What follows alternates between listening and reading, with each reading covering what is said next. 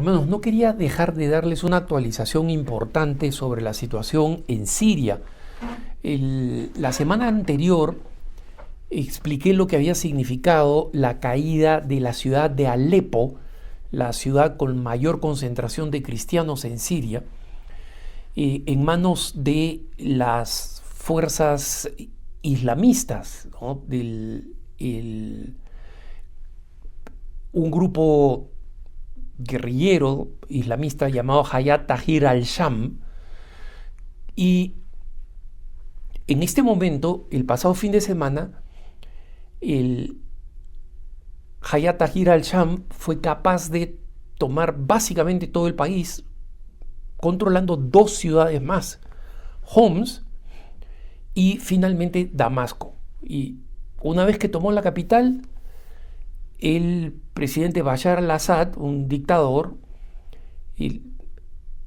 escapó con su familia a Rusia, ¿no?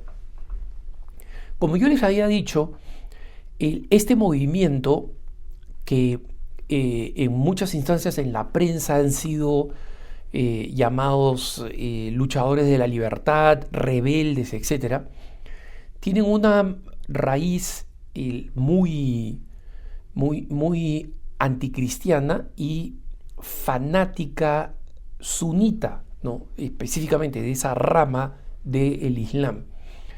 Y su líder, Abu Mohammed al-Jolani, es una persona que estuvo vinculada a Al-Qaeda, al Estado Islámico, y que en el principio de su revolución en Siria, básicamente se caracterizó por la brutalidad para imponer el islamismo más fanático y extremo y atacar a las minorías religiosas con ferocidad, es decir, no como una consecuencia, sino como parte central de su actividad.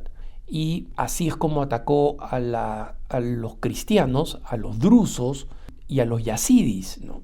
Esta vez, sin embargo, las cosas han sido diferentes porque el Mohammad al-Jolani, primero, antes de tomar Damasco, cuando fue entrevistado por una cadena norteamericana, dijo que él había renunciado al islamismo extremo, que se había separado de Al-Qaeda y efectivamente en algún momento él había expresado su distanciamiento de Al-Qaeda, pero cuando lo expresó, no lo expresó por razones ideológicas, era simplemente porque él quería hacer su propio grupo, ¿no? Es decir, en ningún momento denunció la ideología islamista de Al-Qaeda. Pero él utilizó esto para decir, yo he cambiado básicamente, y efectivamente él se ha dedicado a un esfuerzo de cambiar incluso su apariencia, dejar de usar turbante, arreglar su barba, vestir uniforme de estilo occidental y presentarse como una persona que dice yo no soy un islamista, que significa, digamos, someter al mundo entero bajo el Islam, sino soy fundamentalmente un nacionalista. O sea, yo estoy peleando por la independencia de Siria. Y en un gesto hasta exagerado, después de tomar control de las ciudades que tenían presencia cristiana, él dijo que iba a proponer que los obispos, que algún obispo cristiano, ya sea católico o ortodoxo, fuera el gobernador de ese lugar. Concretamente, dijo que le iba a ofrecer a uno de los obispos católicos en Alepo que él fuera el gobernador, lo que significa que no entiende cómo es el catolicismo. Digamos, es tradicional en el Islam que la figura religiosa y la política se unifiquen, no para nosotros. Y el arzobispo inmediatamente dijo, no, yo no estoy interesado en eso. Pero él ha tratado de demostrar que iba a respetar a las minorías. Es más, una vez tomado control sobre Siria, dejó de utilizar su nombre de guerra, porque Abu Mohammed al-Jolani significa básicamente el padre Mahoma de el Golán, porque su familia viene de las alturas del Golán, esta región que comparten, esta cadena montañosa que comparten las fronteras entre Israel y Siria. Y su familia fue desplazada de Siria por el ejército israelí y terminó en Arabia Saudita, donde él nació, ¿no? Entonces, a pesar él se considera sirio, pero había nacido con sus padres exiliados en Arabia Saudita, ¿no? Entonces, él ha retomado su nombre de pila, Ahmed Hussein al-Shara, y ha dicho que básicamente a lo que se va a dedicar es a unificar, a pacificar, etc. El día lunes pasado, 3 de los obispos en Siria, de los distintos ritos católicos orientales que tienen presencia en Siria, cuando fueron entrevistados por Vatican News, por la agencia oficial del Vaticano, se mostraron optimistas pero cautelosos, ¿no? Y dijeron las cosas que en realidad hay que decir, que bueno, dado que no ha habido persecución, que en este momento no ha habido agresión, etc., existe un cauto optimismo porque obviamente el líder de esta revuelta, ¿no? El antiguo al-Jolani, hoy Hussein al-Shara, dice que lo que quiere es la unificación de todos los sirios. Entonces, no han habido escenas de violencia. De hecho, la toma del palacio presidencial fue bastante organizada, muy teátrica, o sea, muy bien coordinada para la televisión, de tal manera que los rebeldes, en forma muy ordenada, no vestidos como bárbaros, digamos, sino vestidos con uniformes formales de soldados, entraron al palacio presidencial y sacaron al primer ministro pacíficamente, apaciblemente, para marcar así el cambio de gobierno y el cambio de administración. Pero claro, este ha sido un gesto elocuente, ha sido aceptado como un buen signo de parte de Occidente, pero estos obispos entrevistados por Vatican News han sido, como digo, bastante optimistas porque no esperaban que una banda de rebeldes que básicamente había agrupado a facciones islámicas, islamistas, que hasta hace poco estaban combatiendo entre sí, ¿no? Tuvieron la oportunidad por el debilitamiento de la presencia rusa, que prácticamente sostenía al gobierno de Bashar al-Assad, y también el debilitamiento de las fuerzas chiitas, o sea, musulmanas, pero del lado de los iraníes, porque Irán ha sido muy golpeado directamente e indirectamente a través de sus empleados, digamos, los Houthis en Yemen y Hezbollah, que ha recibido una paliza enorme del ejército israelí, y aprovecharon esta oportunidad, se unificaron, entrenaron juntos y finalmente hicieron esta toma. Entonces, la idea de que esto iba a ser el Estado Islámico 2.0 no se ha visto aplicada hasta ahora. Sin embargo, me preocupa mucho el optimismo que he visto en los medios de noticias occidentales, porque recordemos que para el islamismo, mentir y engañar son moralmente legítimos con tal de obtener el objetivo de la expansión del Islam. Entonces, perfectamente podría ser esto simplemente un teatro, una puesta en escena.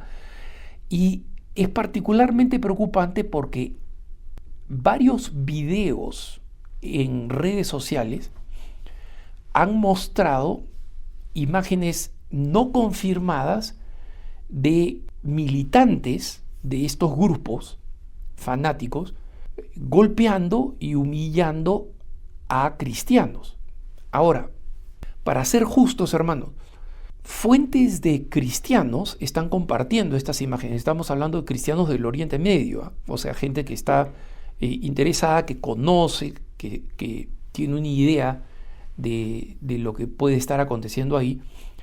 pero ninguna imagen demuestra exactamente que los que están golpeando o humillando a otros varones sean militantes islámicos, ni tampoco queda claro que quienes están siendo maltratados son maltratados porque son cristianos, podrían ser ex soldados del régimen de Bashar el-Assad.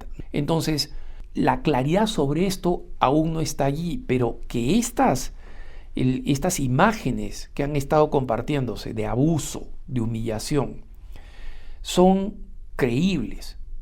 Y son creíbles porque, una vez más, recordemos que lo que Ahmed Hussein al-Shara ha liderado, Hayat Tahrir al-Sham, es en realidad la cabeza del grupo más importante que ha reunido otras facciones islamistas fanáticas que, una vez logrado el objetivo de haber tomado control de Siria, perfectamente pueden sentirse que ahora pueden seguir su propia agenda cada uno de ellos. Y esto perfectamente puede desembocar en una nueva guerra civil, pero ahora entre las facciones que son exitosas y que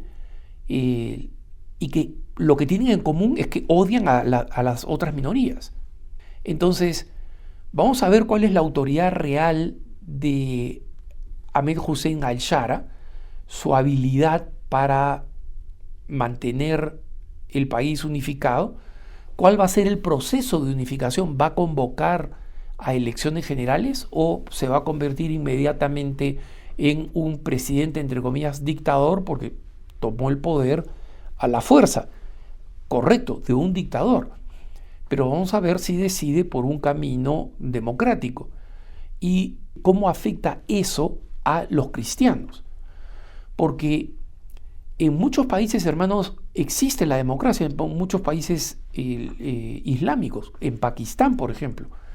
Pero la democracia ha hecho que la gran mayoría de musulmanes decidan leyes directamente dirigidas a castigar a las minorías, especialmente los cristianos. Y solamente la presión internacional es la que ha mantenido que Pakistán no sea más brutal de lo que ya es en contra de las minorías cristianas. En consecuencia, no está garantizado que el país vaya a moverse hacia la democracia, y si se mueve hacia la democracia, no está garantizado que esa democracia dominada por la mayoría sunita respete y consagre los derechos de las minorías, especialmente de los cristianos. Los cristianos no son poca cosa en Siria, hermanos. Son una comunidad tan antigua como la comunidad de Jerusalén, es decir, se remonta al primer siglo del cristianismo. Recordemos que Damasco, la capital, es donde fue San Pablo y ya existía una comunidad cristiana en los albores del cristianismo. Ese es el mismo Damasco del que estamos hablando. Se considera la ciudad habitada junto con Erbil, compitiendo con Erbil en Irak, las ciudades habitadas más antiguas de la historia de la humanidad. Ahí estaban los cristianos mucho antes de que se inventara el Islam. Entonces, estas son comunidades antiguas, sólidas. Antes de la guerra terrible civil en Siria, los cristianos eran cerca del 10% de la población de Siria, es decir, no son poca cosa. Hoy en día se han reducido al 2%. Todavía es una población significativa y de mucha tradición y de mucha importancia. Una de las razones por las cuales Alepo es la ciudad más próspera, incluso más próspera de Damasco, es por la conocida laboriosidad de los cristianos, ¿no? Entonces, nosotros tenemos que seguir atentos, tenemos que seguir rezando, porque los signos son mejores y más prometedores de lo que se esperaba, pero bajo ningún punto de vista podemos considerarlos como una garantía para nuestros hermanos cristianos en Siria. Que tengas un buen día.